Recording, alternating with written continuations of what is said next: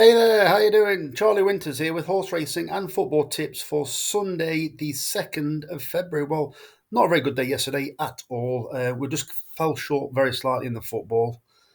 Um, I'm a bit gutted about one horse that I didn't pick. It was a matter of elimination, and I don't know after time, but I think it returned 33s in the end. What was it called?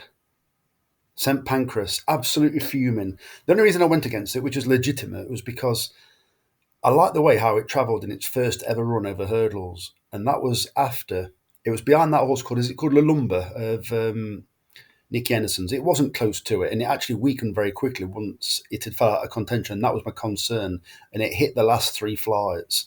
If it had ran once, then just an okay race. After that, I might have picked it, but the angle I liked of it was the fact that it travelled very well for a long way, and it was coming off a wind operation and a gelding operation. So basically, it's been chopped into bits and having a run.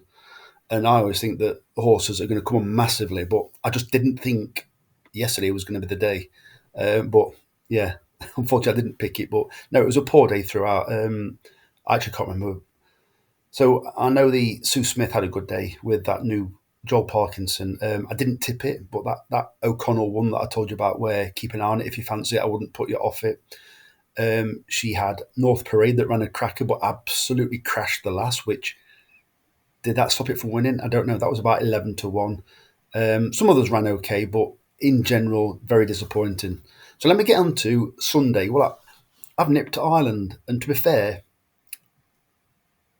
the Irish form I haven't got a clue. To be fair, so I looked at last year's results and whatever. So I'm going to talk you through the selections. I've gone for a bit of a theme, really. So let's get into it. So I do believe I staked about £25 in the end. That includes about £8 something football bet. Excuse me. I'll just mention about the football bet. I don't know if it's transferable onto the horses because I've already put the free bet on.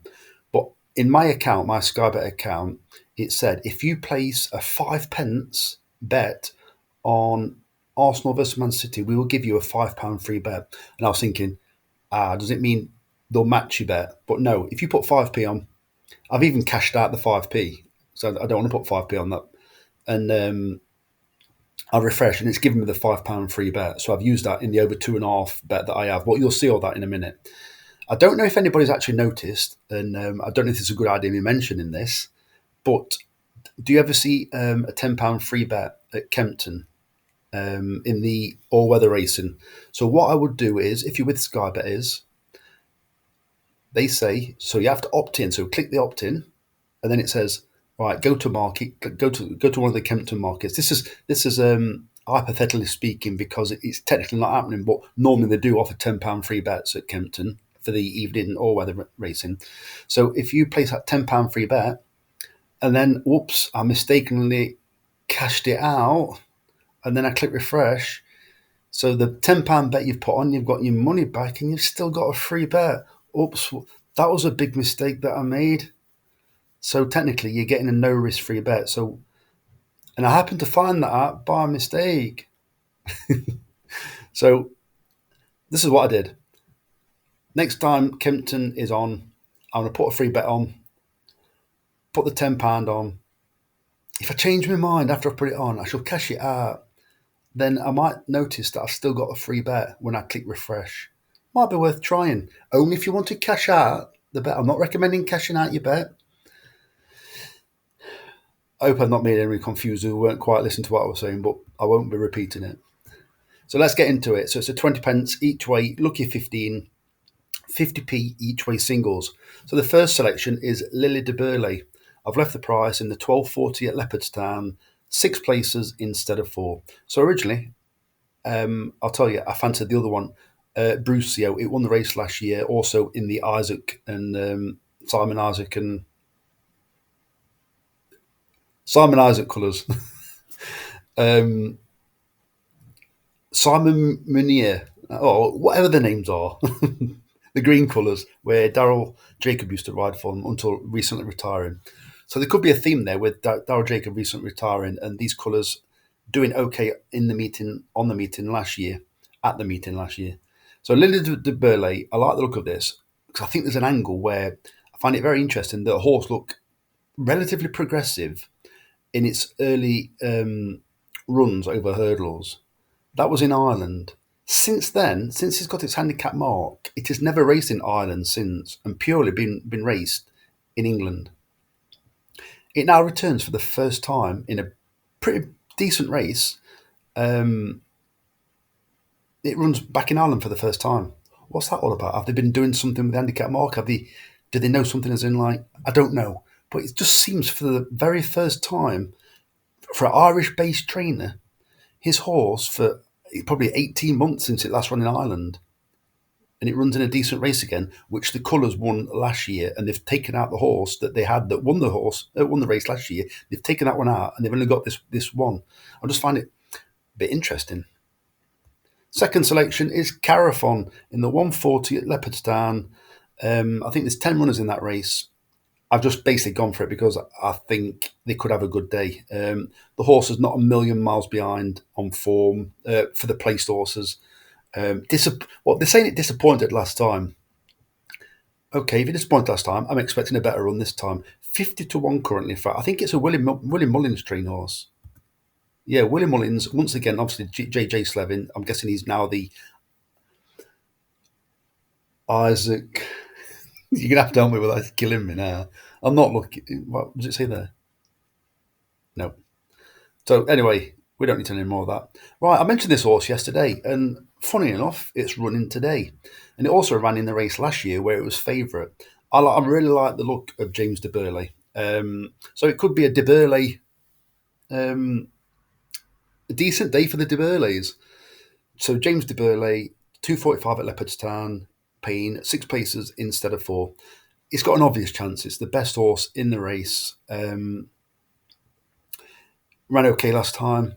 I can't say too much about it. Take a look for yourself. Best horse in the race. It's in fine form. It'll probably run its race. Is it well handicapped? It's probably handicapped to run a decent race. Once again, it's not an handicap blot, as in like ridiculously well handicapped because it's so far. Well, it's horse number 1. It's so far up in the handicap, but I just think it will run its race. And 7-1, I think we've got a bit of a chance. So I broke the mould. Stormbreaker in the 350 at Leopardstown, paying 7 places instead of 3. Trained once again, I believe, by William Mullins. What I do find interesting about this horse is I think it's got a chance on form, but on its debut many moons ago, it wore first time headgear. It's run plenty of times since, and then on its, I think, let's say at least 20 times, I think, in total. And then last time it had headgear. This time, bearing in mind it's ran several races in the past. Let me just give me 1 second. I'm not going to show you the screen because you don't need to see it. I'm just going to tell you how many runs Stormbreaker has had. So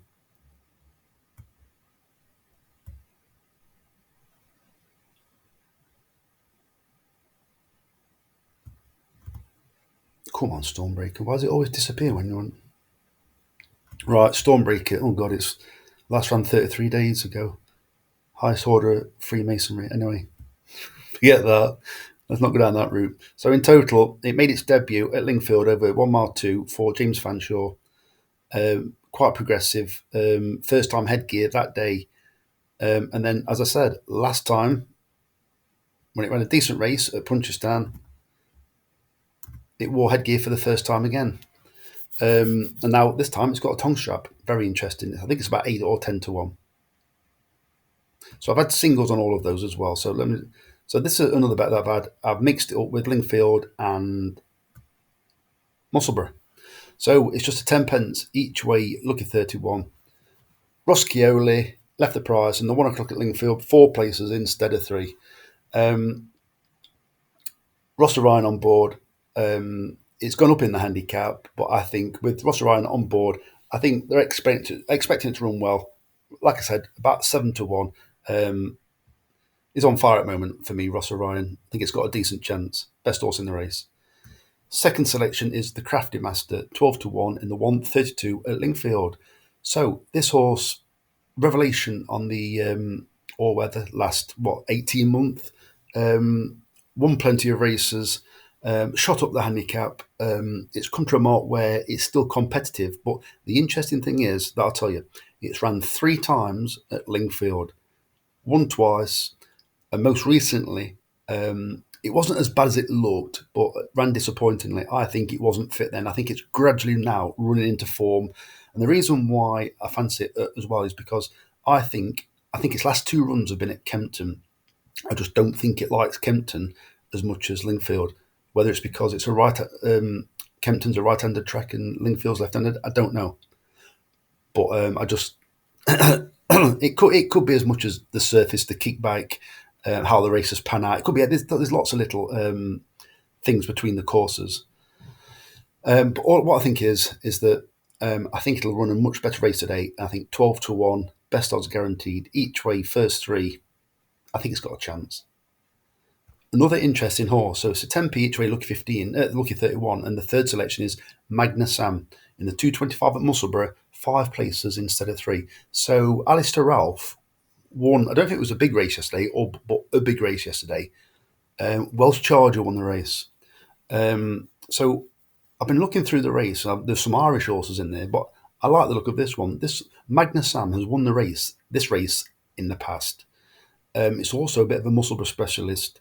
It's coming off a wind operation, second run off a wind operation where last time out it ran pretty freely. And I think once again that was to test the wind operation, blow away a few cobwebs. It can run with a little bit more restraint. I think that's what might happen at Musselburgh today. But the fact that I'd not even seen that Welsh charge yesterday and how it came into the race, I was quite impressed. And I think this Alistair Ralph could be plotting another one. Magna Sam absolutely loves Musselburgh. So, as I said, it's won this race in the past. It's also won a race the year before, I believe, at this meeting. And I think it ran at this meeting the year before that. Take a look for yourself. It's something along them lines. So the fourth selection is Samui in the 3 o'clock at Musselburgh, 4 places instead of 3. I've just narrowed it down to this one because I just think it's probably a little bit of a class act. 7-1's too big weight, Sean Bowen, and I think it's Gordon Elliott. It has got 1 mile 4 furlong form, but I am kind of going against what I normally stand to, and that is it's got a lot of 2 mile flat form, and this is a 2 mile race. But granted, if this is a fast pace, you've got nothing to worry about it having 2 mile 2 mile form on the flat. It doesn't always work out. As in, what I normally tend to do is if a horse is running over 2 mile over hurdles and it's got plenty of 2 mile flat form, I normally think it's a little bit too one paced for it's going to stay the trip. Don't get me wrong, but I just don't think it's got the tactical pace. Don't get me wrong. I know many horses, even decent horses, that have ran well and won over 2 mile on the flat are very good also over hurdles, but I tend to find that that they are few and far between. The final selection is Chapel Green in the 3:35 at Musselburgh, 4 places instead of 3. Lucinda Russell at this meeting, I think she had some horses run well, but I'm not sure she's had a winner. I'll probably be completely wrong. But this Chapel Green ran well last time, ran very freely once again last time. Musselburgh, it'll be fine at Musselburgh as long as it doesn't go mad, as in like run too freely. But I just do think it's got a decent chance. And its horse in okay form. I think it's about 7 or 8-1. So let me get into the football bet very briefly. So I've gone for £8.80 to treble, but the reason why I've gone for £8.80 to treble is because £5 of that, as you can see here, was a free bet. So I've technically only used £3.80 to my own money. So it's the matches for today. Brentford versus Tottenham, Man U versus Palace, and Arsenal versus Man City. Over 2.5 goals treble. Then I've gone for a £3 treble, over 3.5. So it's the £3 over 3.5 goals treble. Same matches: Brentford, Tottenham, Man U, Crystal Palace, and Arsenal, Man City. I should tell you now again, I do believe Arsenal will win the league. We'll leave it at that. So I wish you the very best of luck. Charlie Winters, over and out. Cheers, mate.